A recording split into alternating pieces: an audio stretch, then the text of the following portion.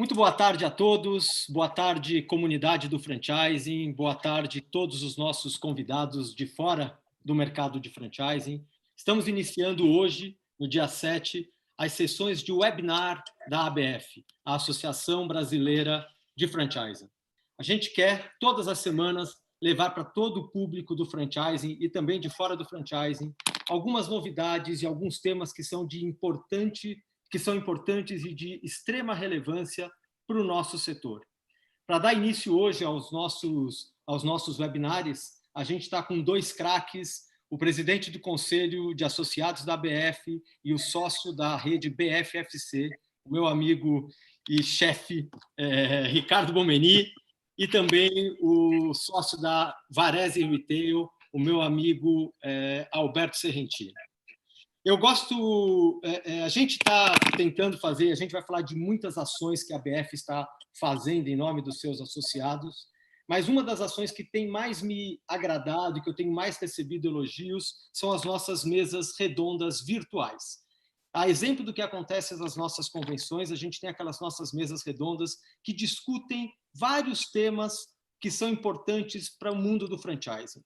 E a gente trouxe isso para o mundo virtual nesse momento de crise e elas estão tendo um sucesso enorme. Eu convido a todos vocês que são da ABF que participem dessas mesas, porque com certeza o co-petition, que eu sempre falo, que é aquela competição com a colaboração, a gente consegue ver de maneira muito explícita nessas mesas redondas. A gente está diante de uma crise muito séria, uma crise que a gente nunca passou e acho que vai ser difícil passar novamente, mas eu chamo uma crise que ataca os pulmões e sufoca a nossa economia. E sufoca a economia mundial. E é em cima dessa temática que eu vou dar início aqui ao nosso debate, ao nosso bate-papo. Queremos fazer um bate-papo bem informal. Fiquem à vontade também para nos mandar perguntas através do YouTube. Na medida do possível, eu vou direcionando essas perguntas aos nossos convidados e a mim também. E a gente vai tentar fazer isso de uma maneira leve, tranquila, gostosa, para que a gente possa aproveitar. E para começar, eu já queria fazer a primeira pergunta para o Bomeni. Bomeni, você está comandando o conselho da ABF, trabalha muito perto de mim, e a gente tem feito diversas ações junto a diversos setores, shopping centers, governo, bancos. Você podia fazer para a gente um resumo da nossa atuação, pelo que a gente está pleiteando, o que a gente está fazendo junto a essas instituições?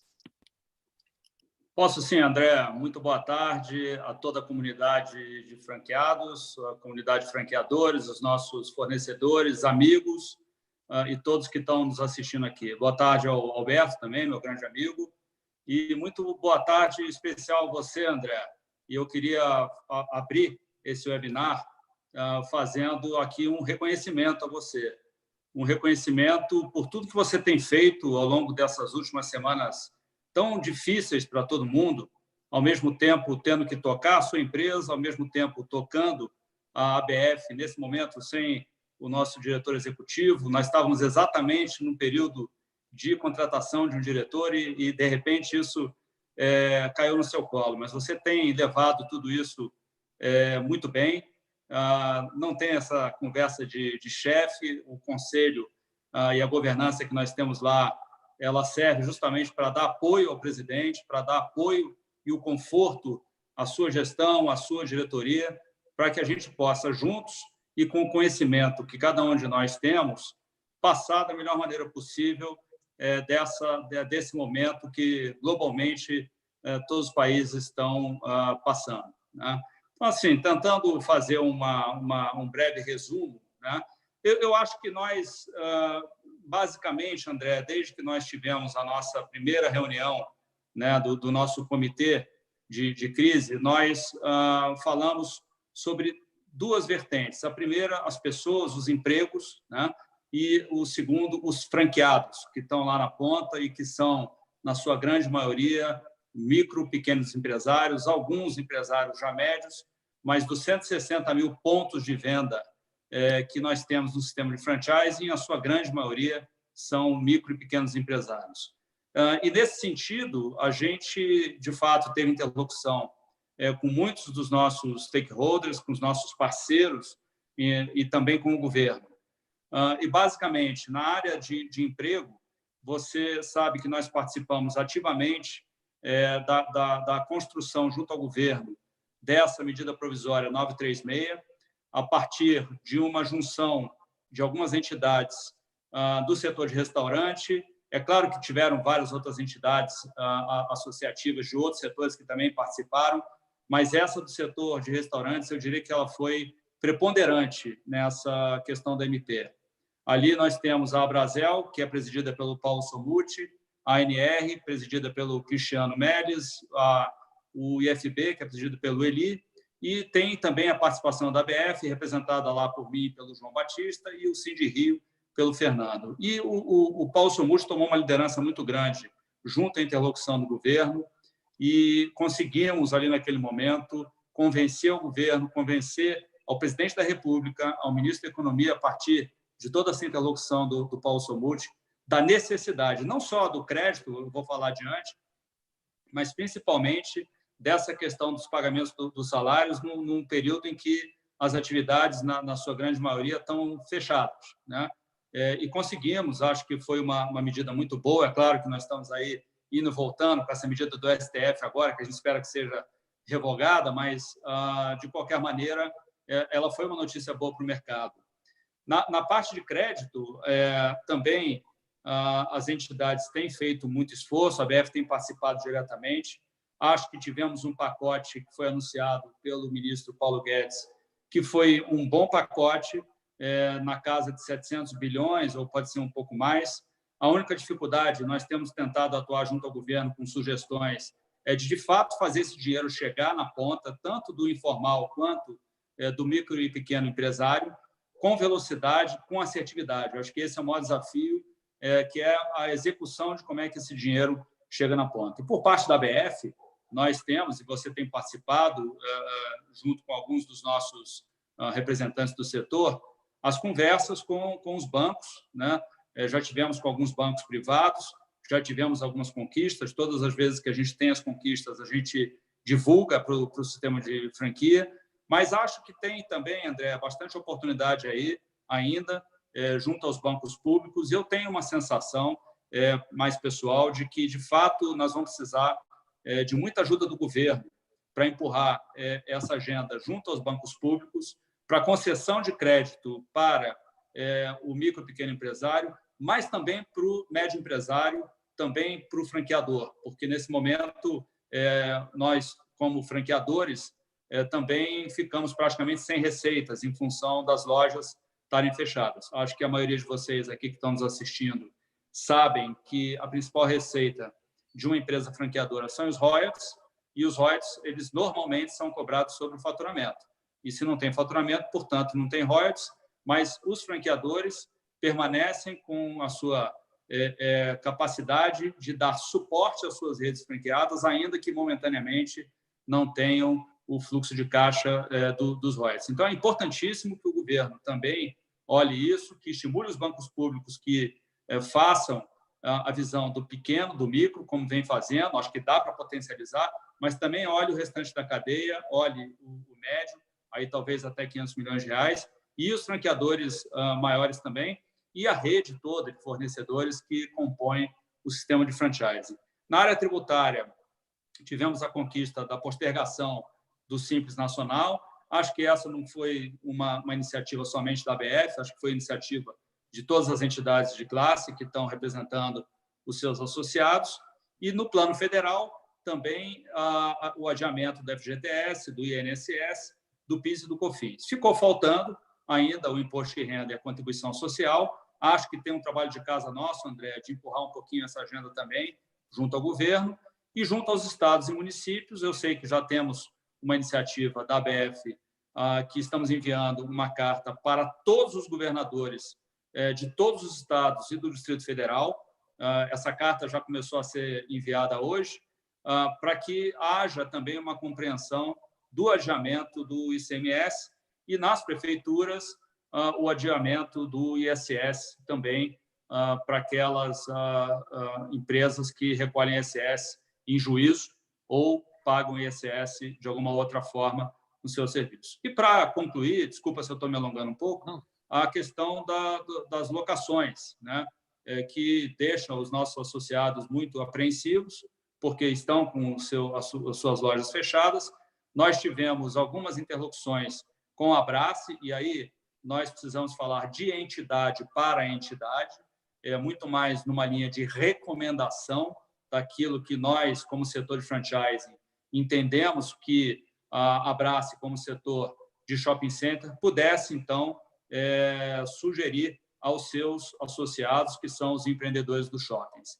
E, nesse sentido, a gente tem feito pedidos de isenção do fundo de promoção. Acredito que, obviamente, os shoppings fechados não vão fazer nenhum plano de comunicação, então deverá haver, de fato, uma redução substancial aí. A redução de condomínio, da mesma forma como nós estamos fazendo nas nossas empresas franqueadoras e nas unidades franqueadas, as reduções de custo, mantendo apenas aquelas despesas essenciais para o funcionamento do nosso negócio.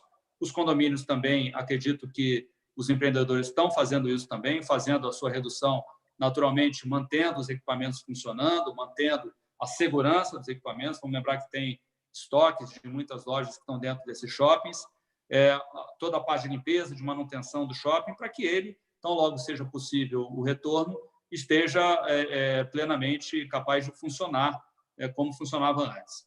Além disso, nós temos feito um pedido de que os aluguéis eles incidam apenas sobre o percentual do faturamento, porque não há sentido de uma loja estar fechada sem faturar, pagar os aluguéis mínimos. Então, essa é uma discussão que nós também estamos endereçando e que, na minha opinião, faz muito sentido. Faturou, paga sobre o faturamento. A maioria dos contratos tem o aluguel percentual ou o aluguel mínimo, prevalecendo o maior entre os dois. Eu acho que, por alguns meses, vai ter que ser feito esse bom senso de pagar apenas o percentual.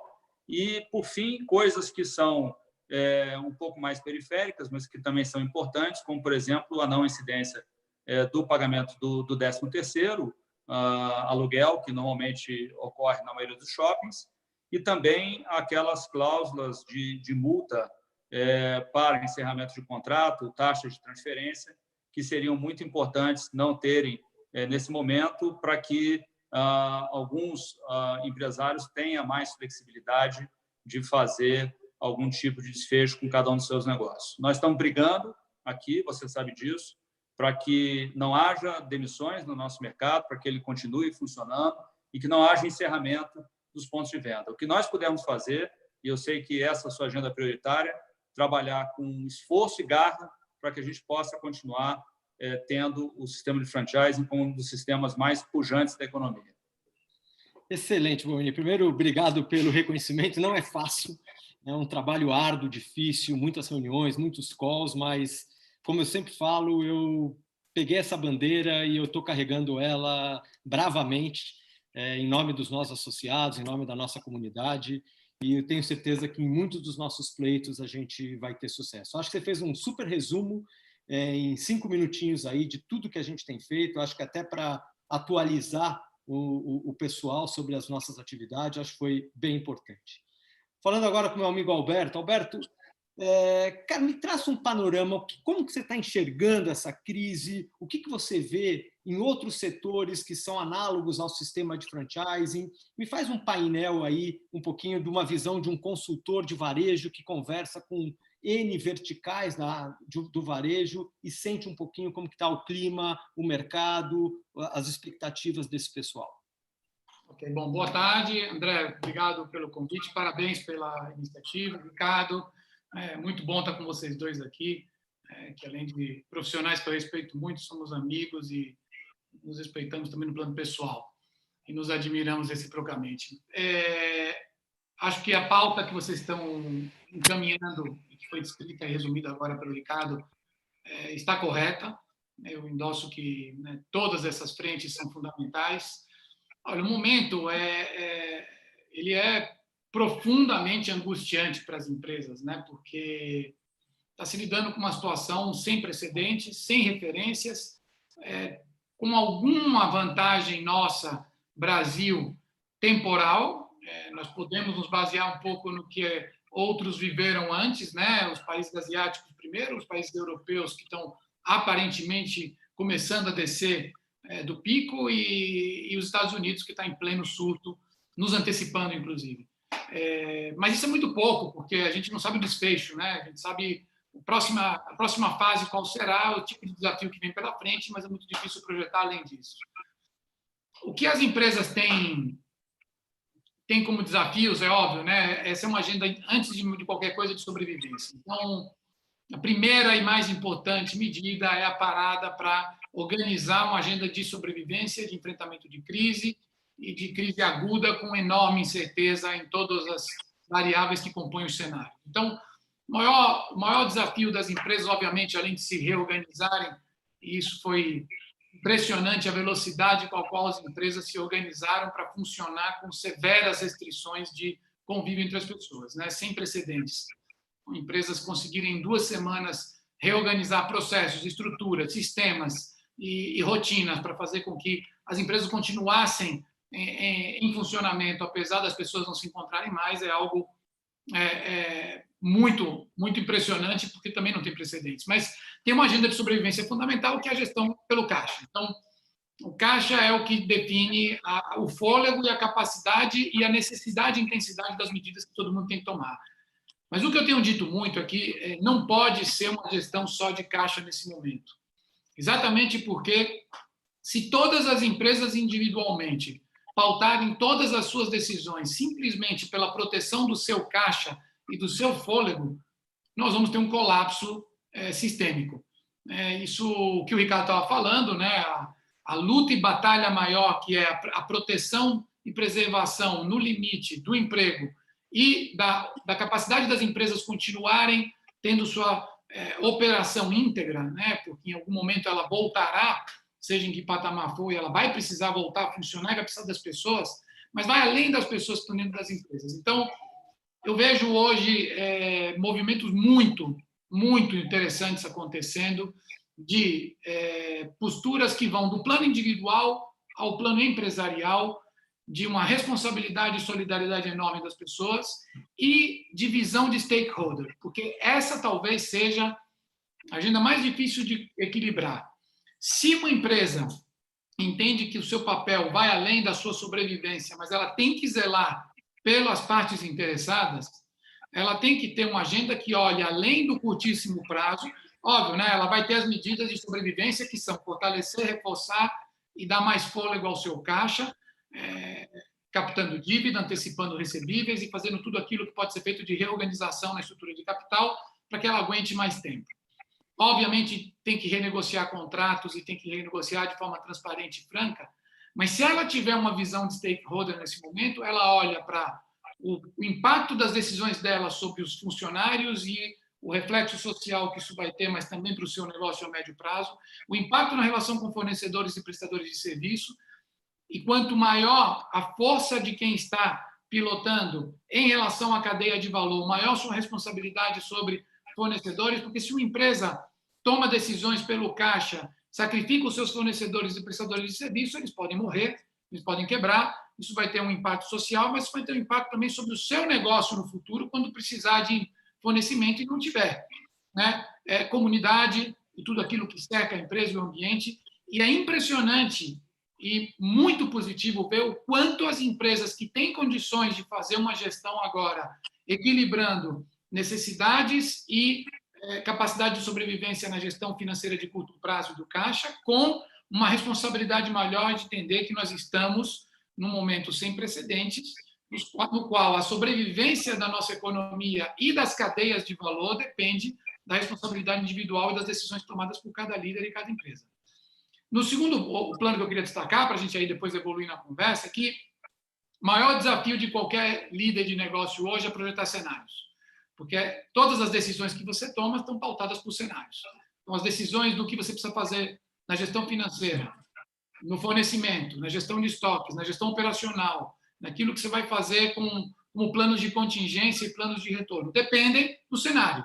E o cenário hoje tem 2 componentes fundamentais. Quanto tempo dura o isolamento e, portanto, as severas restrições à abertura de lojas e vendas, e o que vai acontecer depois disso, que é talvez mais importante do que o tempo de isolamento, porque o tempo de isolamento pode ser 4, 5, 6, 8 semanas, a gente pode criar cenários para isso, são razoavelmente projetáveis. O grande desafio é em que patamar nós voltaremos, porque nós não vamos voltar para a situação que nós tínhamos antes do Covid-19. Nós voltaremos para alguma coisa de muita instabilidade, gradualidade, muito medo e convivência com muitas restrições que vão afetar demanda, humor, expectativas, confiança, propensão a consumo, renda e o ambiente econômico no qual as empresas vão ter que operar.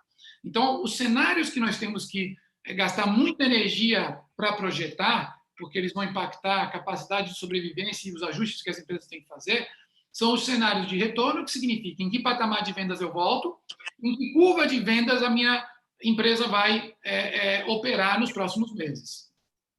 Perfeito. Roberto, posso fazer um complemento só, André, por favor, nessa mesma linha? Quer dizer, eu assim, tenho a impressão de que o pânico inicial de tudo que aconteceu, aquela sexta-feira, 13, né, onde caiu a ficha para todo mundo que a gente teria uma coisa absolutamente diferente, já começa a cair um pouco a ficha para todo mundo, que nós agora temos que enfrentar um mundo real, um mundo diferente, um mundo que está aí, que, na verdade, uma crise global, humanitária, né? Uma crise que você não tem um culpado. Então, quer dizer, ninguém está dizendo aqui, poxa, eu tenho minha empresa e fiz uma coisa errada e agora preciso consertar. Quer dizer, na verdade, é uma questão global, né?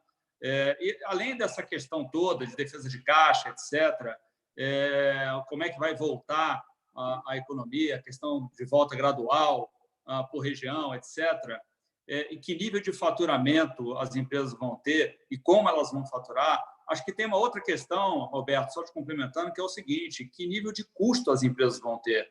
Porque a impressão que eu tenho é que tudo na economia, ainda que seja por um tempo, vai ser reprecificado.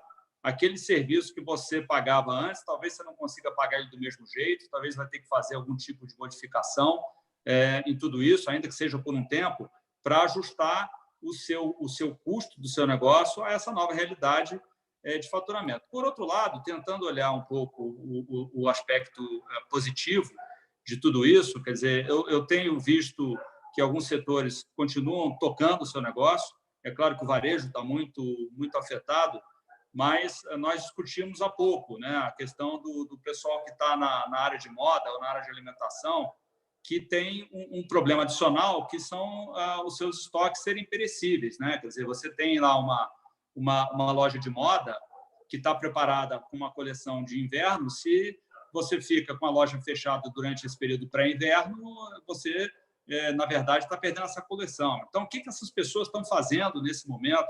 Quais são as alavancas que essas empresas estão acionando para poder fazer o escoamento do seu estoque, manter as suas equipes funcionando, manter a sua marca viva? No setor de restaurante não é diferente. Mercadoria é perecível. Se você tem um restaurante fechado, lamentavelmente, tem coisa que vai ser jogada fora, né? Então, o que essas empresas estão fazendo, correndo para talvez se estruturarem para fazer delivery?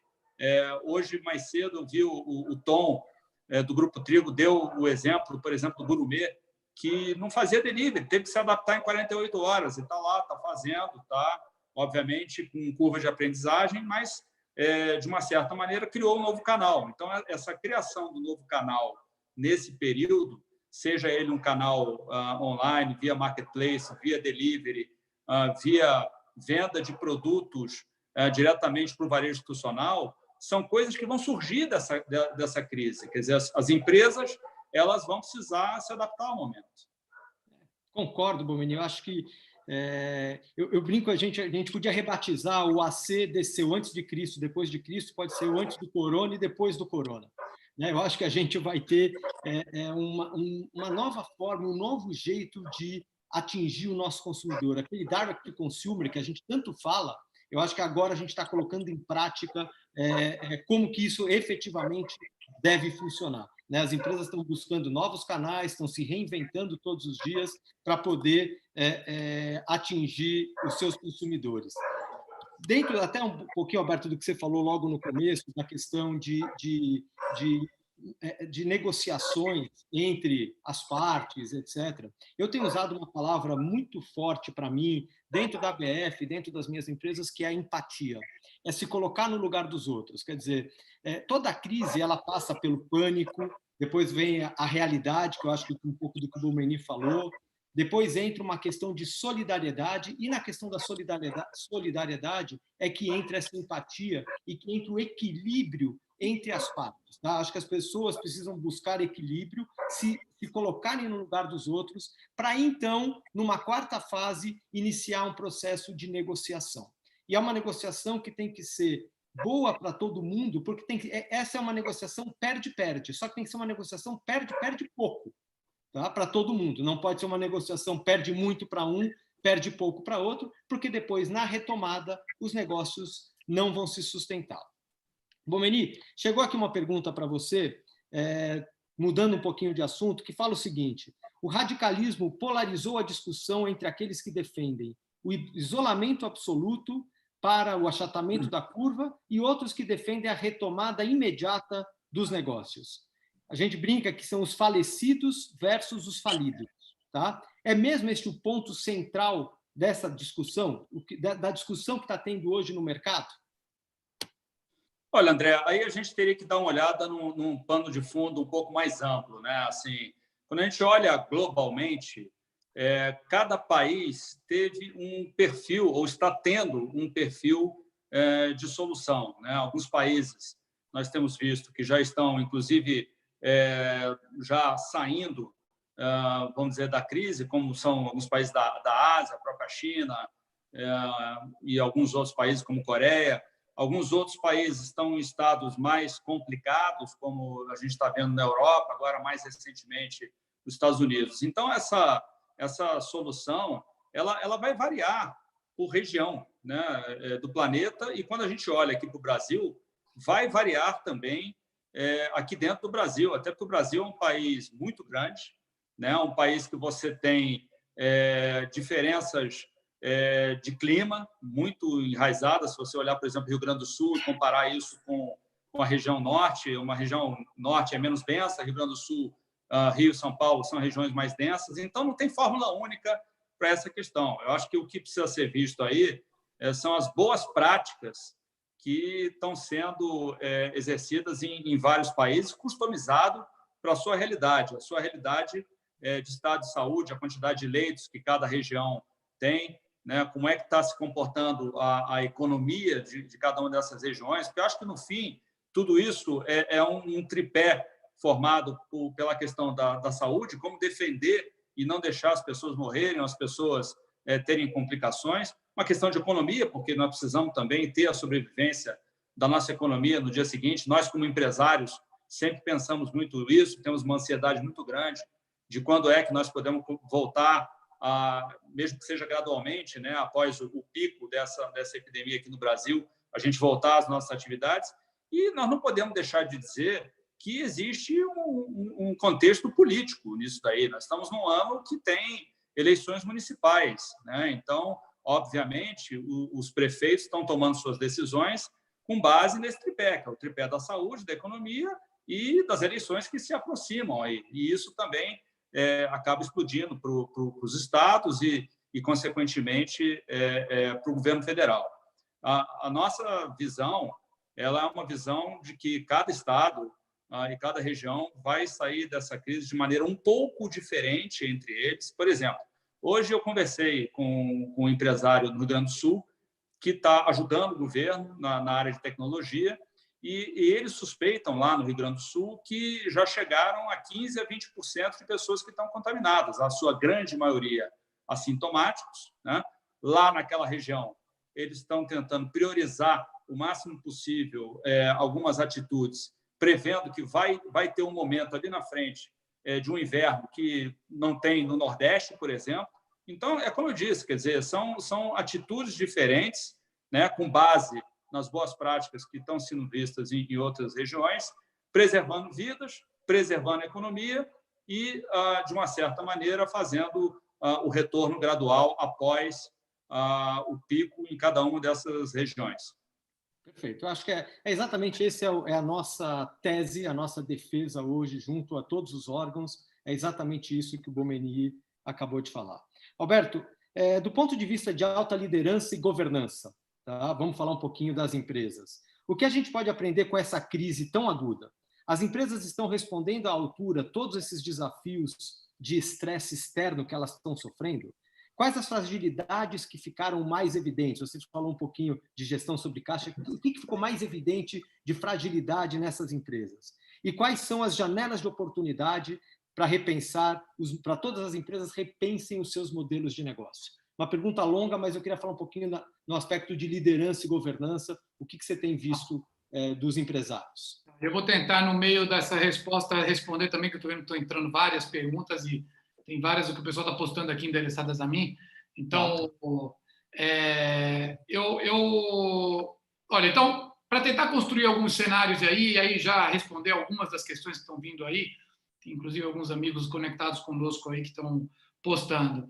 É muito difícil projetar quanto tempo nós vamos precisar ficar em lockdown, em que nível de... Nós não estamos em lockdown, né? Nós estamos numa situação híbrida, mas com restrições e com limitações e com fechamento do comércio e depois como que vai ser a curva de saída disso, né? Então, eu tenho tentado trabalhar dois cenários fundamentais, depois, é claro que tudo isso pode variar muito, mas um cenário seria que até final de abril a gente tivesse condições de começar a flexibilizar na linha do que o Ricardo estava falando, setorialmente, regionalmente, talvez até segmentando perfis de pessoas, para você fazer isso com cuidado e responsabilidade, que a gente tem que equilibrar aí 3 grandes riscos, né? O colapso de saúde e do sistema de saúde, o colapso econômico e o colapso social.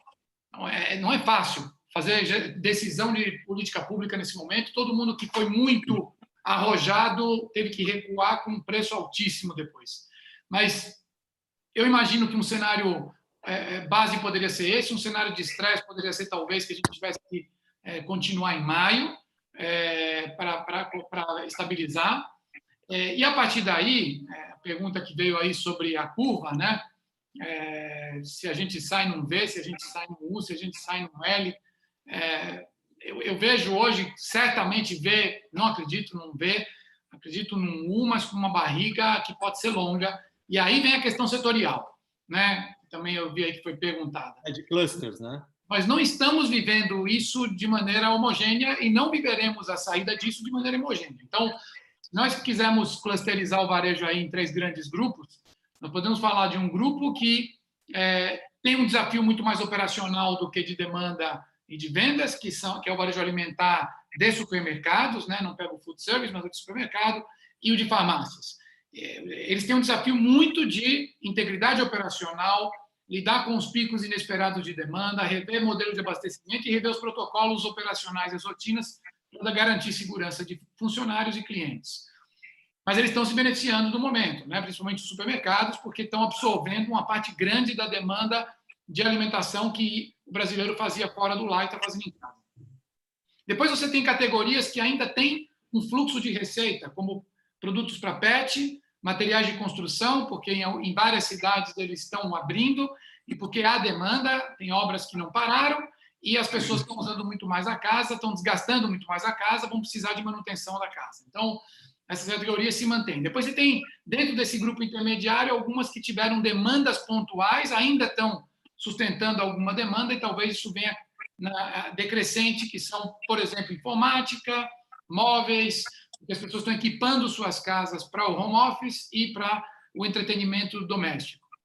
Alguma coisa de UD, porque as pessoas estão cozinhando muito mais em casa e precisam também se equiparem para isso, mas isso tem um ciclo transitório. E depois você tem as categorias sacrificadas, que é basicamente o consumo discricionário, alimentação fora de casa, moda, lazer, entretenimento e tudo que está ligado mais a serviços. Essas estão sofrendo brutalmente. Aí, entrando na sua pergunta, André, mas a gente vê as empresas em todos esses segmentos também reagindo de maneira diferente. E reinventando. Então, como em toda a crise, nem todo mundo entra nela igual, da mesma maneira. Nós vimos isso acontecer na crise de 2015 e 2016, essa não tem comparação, mas também temos situações diferentes. As empresas têm estruturas de capital completamente diferentes, solidez financeira completamente diferentes, níveis de alavancagem completamente diferentes, capacidade de resistência e reação completamente diferentes. E outros aspectos que, nesse momento, fazem diferença. Por exemplo, o nível de maturidade digital. Empresas que já tenham um nível de maturidade digital maior, ou seja, já tem parte dos seus processos, relacionamento com clientes, vendas, migrando para ambiente digital ou integrados a ambiente digital, nesse momento estão conseguindo capturar de maneira desproporcional a demanda residual, mesmo em categorias sacrificadas como as de consumo discricionário. Então, tem muita empresa que está conseguindo fazer online 20%, 25%, 30% do que fazia no negócio como um todo. Isso não salva a empresa, mas isso faz uma enorme diferença em relação a quem hoje está no 0% ou no 5%, no 10%. O varejo alimentar vai mudar de patamar na venda online quando tudo isso passar, porque estamos mudando hábitos numa velocidade sem precedentes.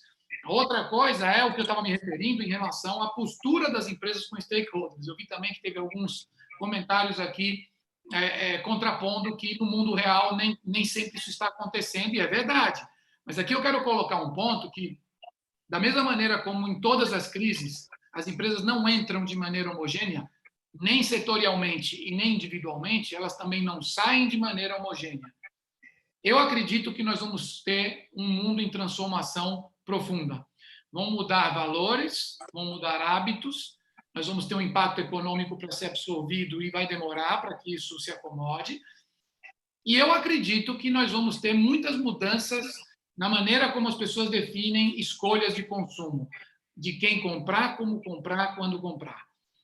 Isso vai impactar os hábitos na relação com o mundo digital, e eu acredito que teremos uma aceleração muito grande na transformação digital e na digitalização de consumidores e de empresas, mas também em questões relacionadas a valores, a propósito e a ética das empresas.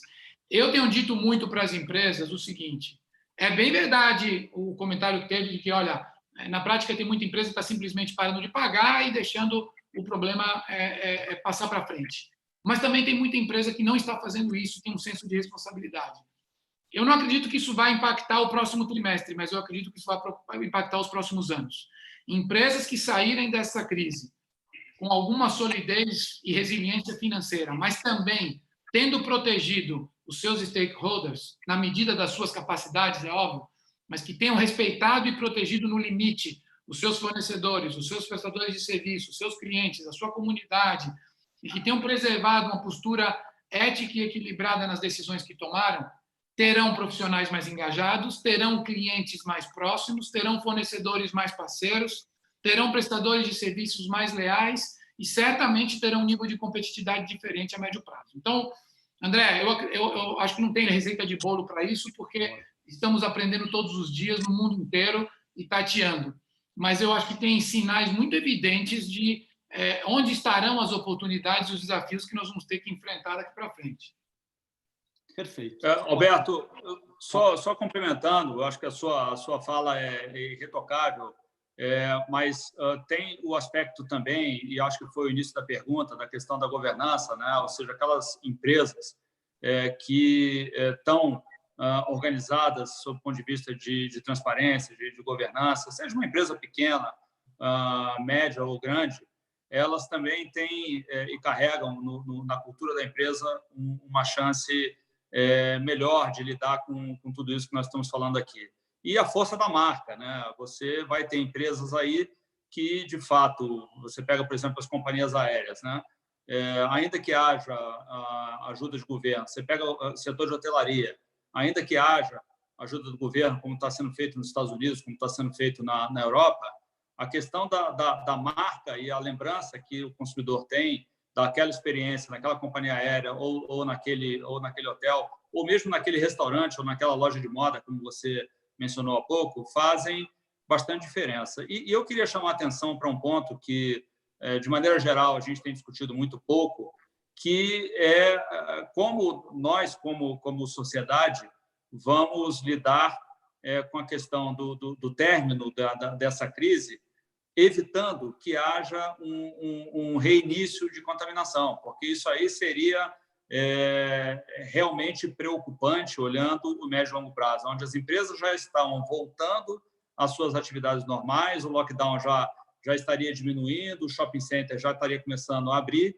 e de repente, você não cuidar disso e começar a ter a reincidência. Então, acho que esse é um ponto que eu julgo ser bastante importante, com pouca discussão que está se tendo hoje. É claro que tem estatísticas que dizem que, a partir de um determinado nível de pessoas contaminadas, isso daí tende a arrefecer e não acontecer mais. E a outra boa notícia são os avanços da tecnologia sob o ponto de vista de remédios para a cura dos estados mais complicados, né, do paciente, bem como a possível antecipação do prazo de vacina, que seria a solução ideal, que daria conforto ao mundo inteiro.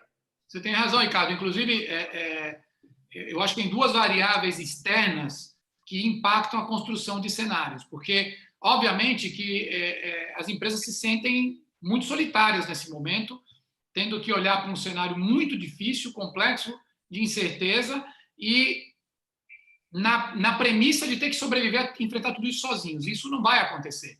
Não vai acontecer. Então, tem dois fatores que eu acredito que vão transformar os cenários de maneira dinâmica, olhando para frente. Um é o que você comentou, nós temos que acreditar no poder da ciência, com tudo que está sendo mobilizado, de que temos que ganhar tempo suficiente para que se encontrem tratamentos eficazes em larga escala e a solução definitiva, que são as vacinas a médio e longo prazo.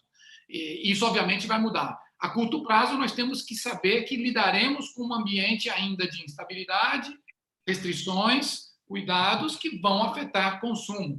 E a questão de governança, André, só para não perder o ponto que você tinha levantado, sem dúvida, situações como essas, que são situações extremas, é o estresse limite que qualquer negócio pode ter que enfrentar, colocam à prova a robustez e consistência das empresas em vários aspectos, né?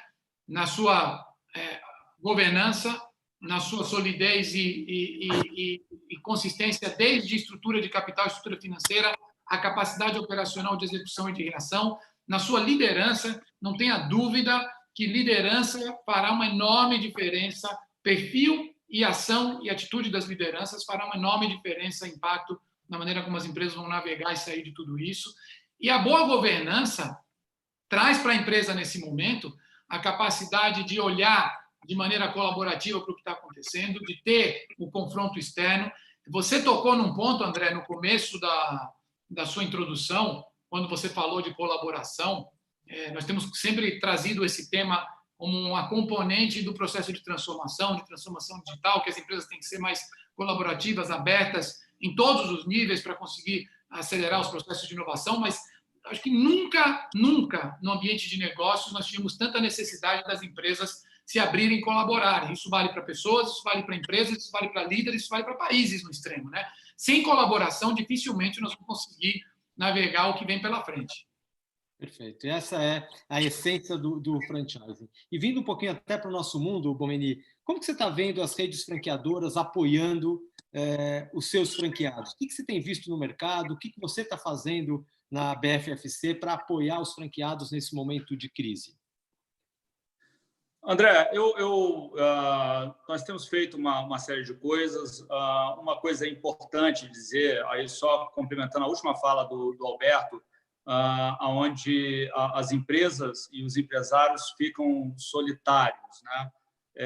E você acabou de falar, quer dizer, isso é um pouco diferente no franchising, porque as redes franqueadoras têm uma tendência muito forte de apoio e suporte ao franqueado. Então, assim, podendo fazer aqui e levantando um pouco essa bola do sistema de franquia brasileiro e mundial, acho que o brasileiro tem uma série de diferenciais, né? Acho que a BF tem feito, ao longo do tempo, todo esse estímulo setorial para que as coisas funcionem da melhor maneira possível. Eu acho que essa solidão ela é muito menor no sistema de franquia, na medida que um franqueado que tem um tipo de negócio pode conversar com outro franqueado da rede para trocar informações, tendo o mesmo desafio, sendo ele um franqueado de São Paulo falando com outro de São Paulo, ou sendo ele um franqueado do Rio de Janeiro falando com outro de Manaus. Então, acho que essa beleza do sistema de franchising, de uma colaboração completamente diferente de qualquer outro setor, torna os nossos franqueados, nesse sentido, menos solitários. Ele tem o apoio dos seus franqueadores.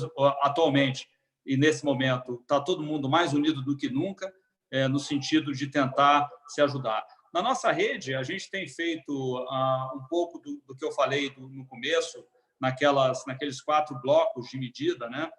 Apoiando os nossos franqueados a como entenderem e digerirem melhor toda essa parte de medidas provisórias relativas a pessoal, tanto a MP 936, que foi a mais recente, que está agora aí com essa discussão do Supremo, quanto também toda a parte de créditos. É importante a gente colocar, né, André, nós tivemos essa discussão com os bancos e já está disponível lá nos bancos privados aquela linha para pagamento de salário por 2 meses, com taxa a 3,75, com carência, né? São prazos de pagamento de 36 meses, com carência de 6 meses, e com a aval do Tesouro Nacional. Então, é uma linha muito simples para tomada nesse momento, né? Então, acho que isso daí, a parte de crédito, a gente também tem colocado para os nossos franqueados, sempre de uma maneira muito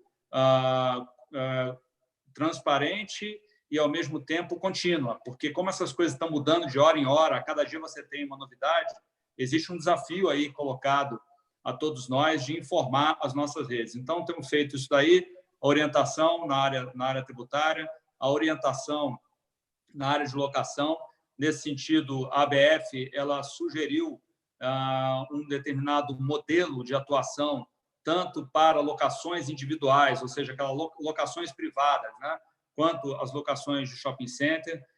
E isso nós utilizamos, por exemplo, na nossa rede para também... fizemos uma rápida customização com a nossa linguagem, mas colocamos basicamente o que era a orientação ali da ABF para os nossos franqueados. Temos feito algum nível de concessão de taxas nesse momento, que é fundamental para dar esse fôlego. A nossa rede não tem nenhuma produção própria, então, efetivamente, a remuneração que nós temos, ela provém dos royalties e das taxas de franquia. Temos negociado arduamente com os nossos fornecedores, principalmente os fornecedores de matéria-prima, de insumos, alongamento de prazo, condições diferenciadas, respeitando, como o Alberto muito bem lembrou, que existe toda uma cadeia atrás dessa, então não adianta a gente só olhar até esse ponto da cadeia, tem que olhar até o final para que isso sobreviva após a retomada das atividades. E, fundamentalmente, André, o estímulo à continuidade da operação, sempre que possível, obedecendo às leis. Nós temos feito webinars como esse, que nós estamos participando aqui, com toda a nossa rede, temos feito de forma nacional, temos feito de forma regional, temos feito de forma temática também, assim, por exemplo, quando teve essa MP 936, nós fizemos um webinar específico sobre isso, justamente para poder esclarecer, tirar dúvidas. Então, esse contato constante junto à rede franqueada, transmitindo segurança, transmitindo o conhecimento que nós também estamos adquirindo de toda essa crise, com as informações que a gente tem da ABF, das entidades que a gente participa, tem sido muito importante para que a gente possa manter os nossos franqueados informados e dando a eles também a direção de como ultrapassar esse momento difícil. Mas, para finalizar, e o mais importante, é tentar manter as operações funcionando. É claro que, no nosso caso, nós temos, e eu acho que o Alberto tocou nisso, nós temos uma limitação desse funcionamento, que é uma limitação, na grande maioria esmagadora dos municípios, de operar apenas com o delivery e o takeaway, e o drive-thru para algumas lojas que tem. Então, nós temos feito isso, temos feito com muita criatividade, colocando mais lojas em funcionamento, para manter as pessoas trabalhando, para manter os estoques fluindo e a marca funcionando. Eu sei que não são todos os 13 setores da ABF, né, que têm essa possibilidade, mas nós, na medida do possível, hoje estamos com 60% das lojas funcionando. É claro que os faturamentos são muito baixos, não são faturamentos que, vamos dizer, resolvem, né, a equação de resultado, mas com também algumas ajudas que o governo tem dado, com alguns benefícios que têm acontecido, adiamentos de pagamento, a gente tem, sim, feito esse estímulo para continuar operando. Perfeito. E só uma duvidazinha, Bomeni, na tua retomada, quando a gente voltar a funcionar, ainda que limitado no faturamento, etc., por todos os problemas que a gente sabe que vão acontecer na retomada, você pensou também em alguma coisa para as suas taxas de franquia ou isso ainda não foi definido nem discutido na sua empresa? Nós estamos vendo isso sempre com muito bom senso, tá, André? Quando nós sentimos que estava vindo a questão do problema para o Brasil, nós fizemos uma quebra de faturamento já da nossa taxa de marketing, parcelando essa taxa, e nós, agora, para o mês de abril, nós não vamos fazer o faturamento. Então, a gente está olhando a cada dia, dando o fôlego necessário a todos os operadores, lembrando que nós precisamos ter o nosso funcionamento também, e, nesse sentido, a gente tem todo o time trabalhando de maneira muito criativa. Acho que o Alberto tocou nesse ponto, né? Reinventando o negócio, usando estratégias que a gente não estava usando na plenitude, voltando absolutamente 100% do negócio para esses 3 canais que eu falei. E não é só o pessoal de operações e marketing, toda a companhia está voltada para esse modelo, que é o modelo que está tendo algum funcionamento e faturamento dentro das nossas lojas, de novo, aquelas que estão permitidas serem abertas. Perfeito, perfeito. O Serrentino, você acha que no final, as empresas estão passando por uma série de transformações, transformação digital super acelerada, né? Acelerou o processo de transformação digital, transformações de cultura propriamente dita, transformações organizacionais de uma certa forma. Você acha que tudo isso está acontecendo apenas por uma busca de eficiência nesse momento, ou elas já estão fazendo isso também pensando num futuro crescimento e em todas as suas teses de inovação futuras? E você acha também que a gente vai ter empresas e uma sociedade agora mais humanizada, mais simples, mais ágil, em função de toda essa transformação cultural e organizacional que está acontecendo? Então, sim para as duas. Muito. Eu acho que as empresas não estão se dando conta ainda do tamanho da mudança que elas já estão sofrendo por conta do que está acontecendo, né? Parece que a gente está vivendo isso há anos, né? E nós estamos falando de poucas semanas, né? Assim, você vê empresas conseguindo fazer em dias coisas que, se alguém tivesse proposto como um projeto, seria projeto para anos, né? Se alguém chegasse numa reunião de diretoria ou de conselho ou até num planejamento estratégico da empresa e falasse: olha, vamos migrar toda a nossa gestão para a gestão remota, e iam dizer: ok, tá bem, na próxima geração a gente faz isso, né? Daqui a alguns anos a gente consegue, vamos passar devagarzinho, né? Em 5 dias algumas empresas fizeram isso, né? E aquilo que parecia impossível, né, foi feito. Culturalmente, quando você fala quais são os componentes que moldam a cultura que acelera a transformação digital dos negócios, né? Descentralização, quebra dos silos de dados, quebra dos silos de informação, quebra dos silos funcionais, colaboração, decisões mais ágeis, propensão a risco, você implantar com muito maior velocidade, compartilhar indicadores. Está acontecendo tudo isso em 3 semanas. As empresas estão trabalhando de maneira unificada, horizontal, com processos decisórios compartilhados, com novos desenhos organizacionais e modelos de gestão, sem ninguém ter feito nenhum trabalho de um ano de consultoria para isso, né? Simplesmente pela necessidade. As pessoas estão conseguindo trabalhar sem se encontrar e está funcionando. Não que isso vá ser o padrão de trabalho, não acredito nisso, mas isso faz refletir sobre níveis de eficiência daquilo que nós fazemos e os processos que nós temos hoje. As empresas estão conseguindo dialogar de uma maneira muito mais próxima com fornecedores, parceiros externos. Então, eu acredito que sim, assim como eu acredito que sim, nós teremos consumidores mais críticos, mais vigilantes, mais sensíveis, muito mais atentos a tudo que está relacionado à ética, valores, à consciência, à solidariedade, à postura, à consistência das empresas e, principalmente, empresas que praticam o que pregam, que, de fato, não têm seus valores simplesmente como algo de propaganda, mas como algo que efetivamente é praticado, a começar pelas lideranças, e isso vai ser demonstrado pelos fatos nas ações que as empresas terão daqui para frente. Então, eu vejo um cenário muito difícil, né? Eu vi também que tinha várias perguntas aí querendo saber como é que está sendo a saída na China. Então, a saída na China está muito longe da normalidade, eles estão reabrindo as lojas todas, as pessoas estão voltando a comprar e consumir, mas com muitas restrições na convivência, na vida social e na maneira como as pessoas se comportam. Está todo mundo usando máscara,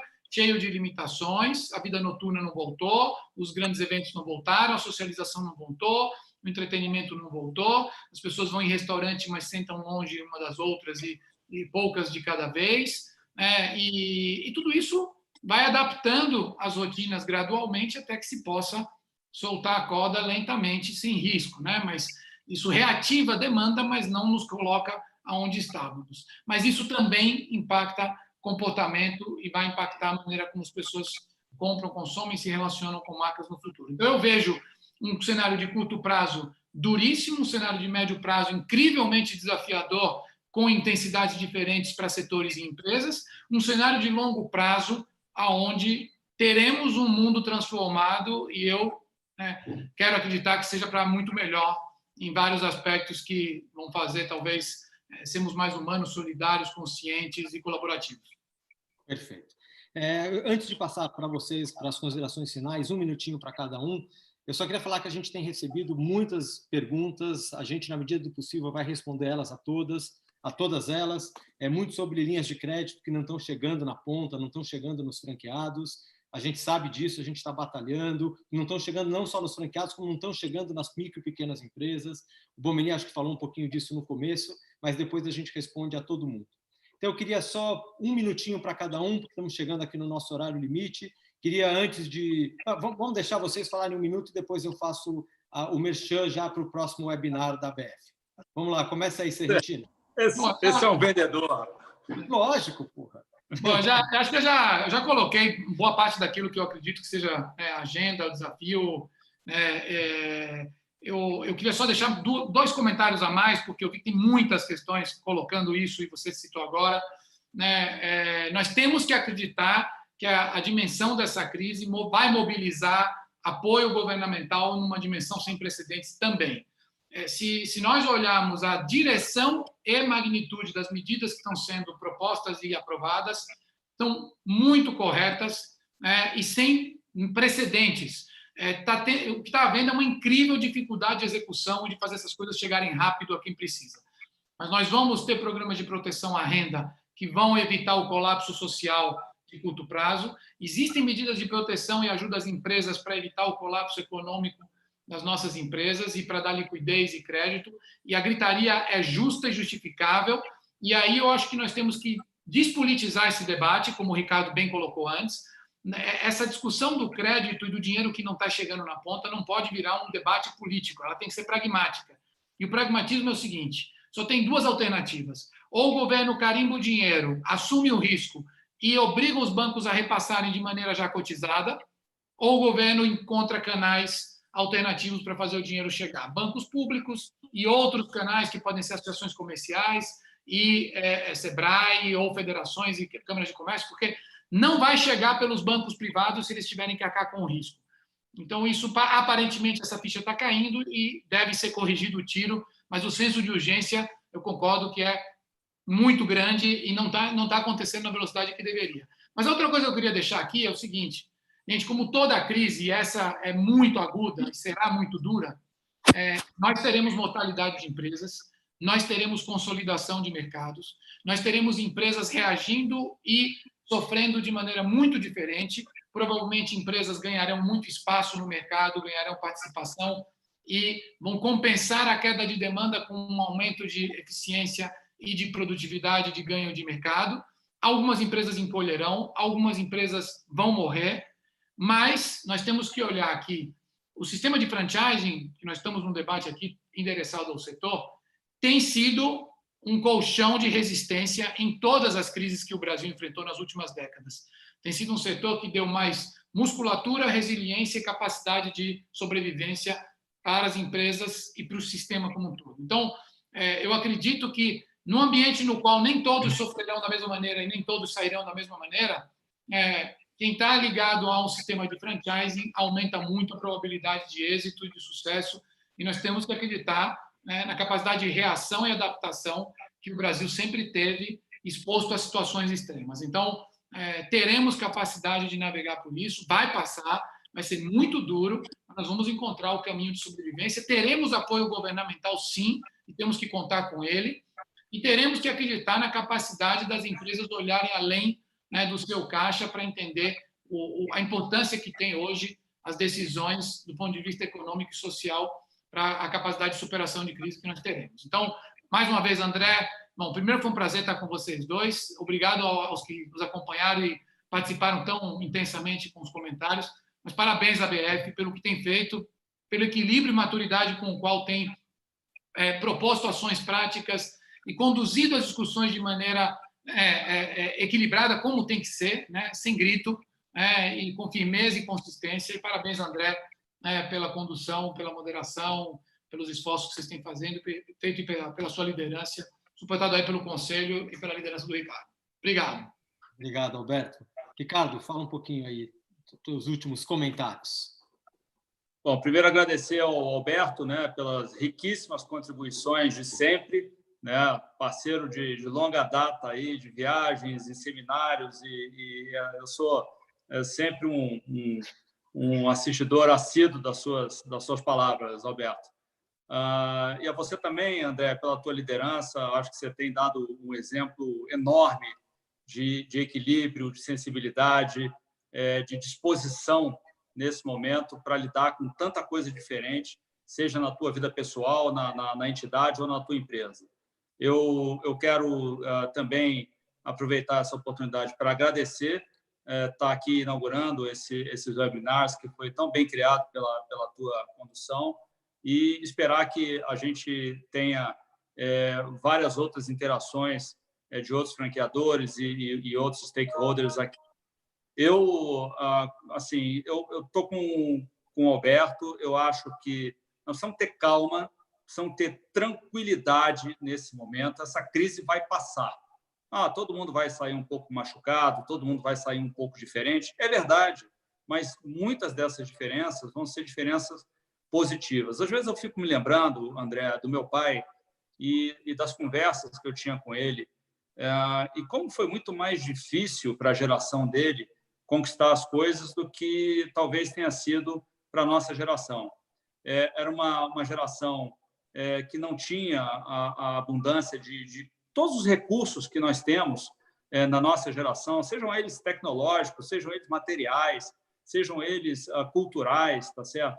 E eu vejo um pouco, nesse momento, que nós estamos um pouco diante disso, ou seja, nós precisamos estimular a resiliência das pessoas que estão próximas a gente, a disposição para recomeçar. Eu acho que essa motivação que parte da gente, que lidera empresas, que lidera entidades, que lidera pessoas, é muito importante nesse momento. Eu acho que vai ser um momento de recuperação gradual, torço para que seja muito mais rápido do que tudo que nós estamos falando aqui, torço para que os impactos econômicos e sociais sejam os menores possíveis. O que tiver ao nosso alcance aqui como entidade fazer para isso, nós vamos fazer, mas os negócios vão continuar. Nesse momento, a gente precisa segurar o caixa, precisa manter o negócio funcionando, seja ele sob o ponto de vista do planejamento de como é que você vai voltar a essa abertura dos seus negócios, e com muita transparência à rede, dando informação, tendo o seu franqueado ao seu lado. Eu, como líder da empresa, tenho um time muito grande, boa parte pode estar assistindo aqui, são verdadeiros guerreiros que estão, nesse momento, também dando o sangue pela nossa companhia. Os nossos franqueados, todos aqueles também que estão com lojas abertas ou não, porque, às vezes, o fato de ele não estar com uma loja aberta é porque ele foi impedido de alguma forma, mas são verdadeiros heróis desse momento que nós vamos passar. É isso que eu queria deixar como mensagem final. Tenham calma, vai machucar um pouquinho, mas juntos, nós como sociedade, como governo, como entidade, como empresário e como pessoas, nós vamos passar por isso. Perfeito. Eu queria, sem palavras, para agradecer o Alberto Bomeni. Bomeni, eu tenho contato diário, a gente conversa bastante. O Alberto também, a gente sempre se fala, a gente tenta entender todo esse cenário. É uma satisfação muito grande poder liderar a ABF nesse momento. Um momento que eu estou tentando me provar como um presidente. Fazer a convenção, fazer a feira, que já são tradicionais, é a coisa fácil. Eu acho que a gente mostrar trabalho para a nossa comunidade, para os nossos associados, num momento como esse, eu tenho certeza que a gente está mostrando, eu acho que me satisfaz de uma maneira ímpar. Também queria agradecer toda a equipe da ABF, os nossos diretores, os nossos executivos que estão lá no dia a dia. A ABF está trabalhando demais nessa época de crise. Queria agradecer os meus diretores estatutários que estão comigo todos os dias também, dando ideias, sugestões, trabalhando, ligando, conversando com todo mundo. Queria agradecer ao Conselho, que tanto me apoia. A gente já teve várias reuniões com o Conselho, as outras entidades que a gente se relaciona hoje no dia a dia e que são importantes, óbvio, algumas entidades têm pleitos muito semelhantes às nossas e a gente está encampando junto essas solicitações, outras nem tanto, mas a gente conversa, a gente ouve, a gente discute. Eu acho que a gente tem os nossos grupos de WhatsApp, todas as mensagens que chegam nesses grupos, eu leio com atenção, eu tento fazer uma seleção do que é válido, do que não é válido, e estou levando tudo isso para frente, vocês podem ter certeza. Semana que vem a gente vai continuar, e semana que vem a gente vai ter um webinar bem interessante, porque a gente vai mostrar como o franchising está construindo pontes entre franqueadores e franqueados. A gente vai chamar o Décio Pessin do CNA, junto com o franqueado dele do CNA, e o Jai da Morana, junto com o franqueado dele, também da Morana, para que eles possam mostrar para a gente como que eles estão trabalhando em conjunto para sair dessa crise. Quem vai coordenar esse painel, esse webinar comigo é o Alberto Oyama, nosso diretor de franqueados. Eu acho que vocês vão gostar, terça-feira que vem, às 17 horas. Então, em nome da ABF, queria de novo agradecer os participantes, Ricardo, Alberto, queria agradecer todo mundo que nos assistiu. A gente vai responder essas perguntas na medida do possível. Fiquem com Deus, se cuidem, que a gente vai voltar mais forte do que a gente entrou nessa. Obrigado e até uma próxima. Obrigado, gente. Obrigado. Valeu.